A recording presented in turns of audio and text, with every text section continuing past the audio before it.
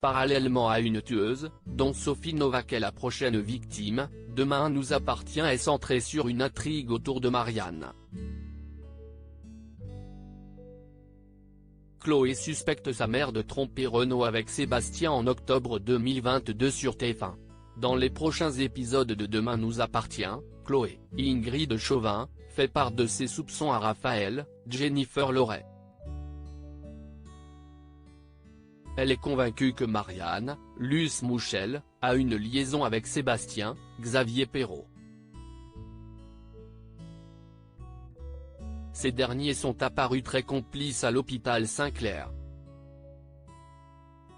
Chloé incite Raphaël à se lancer dans une enquête secrète.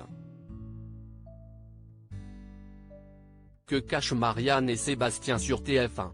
Un peu plus tard, Chloé lit un message qui ne lui était pas destiné. Pour elle, cela renforce l'hypothèse d'une liaison entre Marianne et Sébastien. Elle se rend à l'hôpital Saint-Clair pour confronter sa mère. Marianne félicite Chloé pour sa clairvoyance et lui lance « Tu as vu juste. Et je peux te dire qu'entre Sébastien et moi, c'est fort, c'est très fort. » Parallèlement, il apparaît que Chloé s'est trompée. Sébastien n'entretient pas de liaison avec Marianne. Le procureur a rendez-vous dans un bar avec une jeune femme.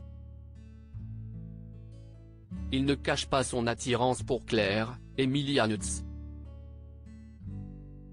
Cette dernière lui annonce qu'une opportunité professionnelle l'incite à prolonger son séjour à 7. Sébastien est aux anges, mais Claire a aussi reçu une proposition loin de la ville hérotaise. Quelle audience pour Demain nous appartient sur TF1 ? Demain nous appartient a occupé l'antenne de TF1 entre 19h14 et 19h49 le mardi 4 octobre.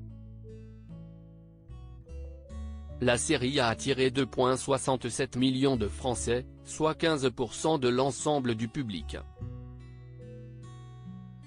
Dans un contexte où la Une est fragilisée par la coupure de son signal des offres de Canal+, DNA a accusé une perte de 0,8 points par rapport au mardi 27 septembre. Le feuilleton s'est toutefois classé leader de la cible commerciale en conquérant 20% des femmes de moins de 50 ans responsables des achats.